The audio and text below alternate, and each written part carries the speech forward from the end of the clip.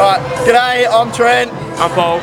Alright, and basically we're taking you back to the start of the year, which would have been late January 2007. So,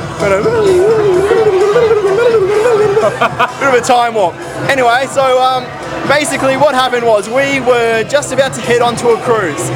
And before we went, we decided that for a couple of days we were going to head up to Queensland.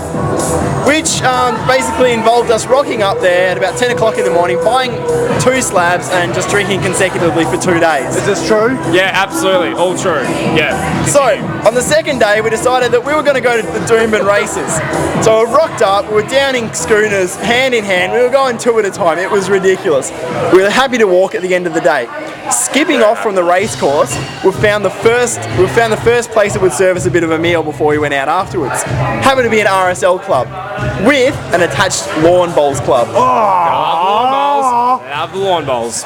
So we went, we sat down, we had our meal, we drank our 330 schooners, which if you're from Melbourne you'll appreciate are ridiculously tiny. Almost as tiny as his shorts. Check it out. What we're looking at. So, we're down at these schooners, we're having a bit of a meal, we're having a fantastic time. Getting out the front and having a chat to this guy that we met inside the pub.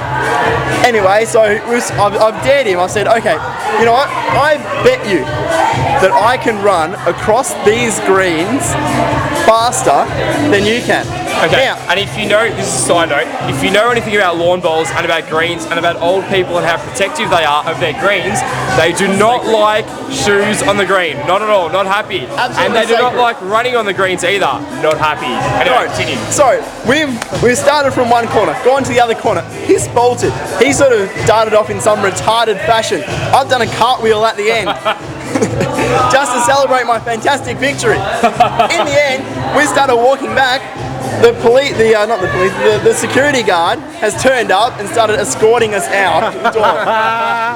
Fantastically, this is only the start of the story. We've decided, well, okay, there's a train line there.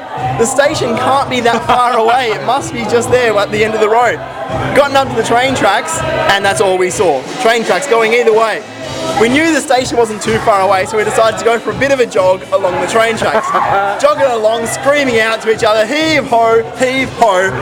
You know, sort of seven dwarves kind of thing. Can I see a recreation, please? Heave ho! Heave ho! Nice.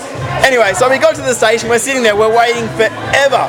None of us smart enough to think, well, hey, it's Australia Day, might happen to be a public holiday timetable running on the trains.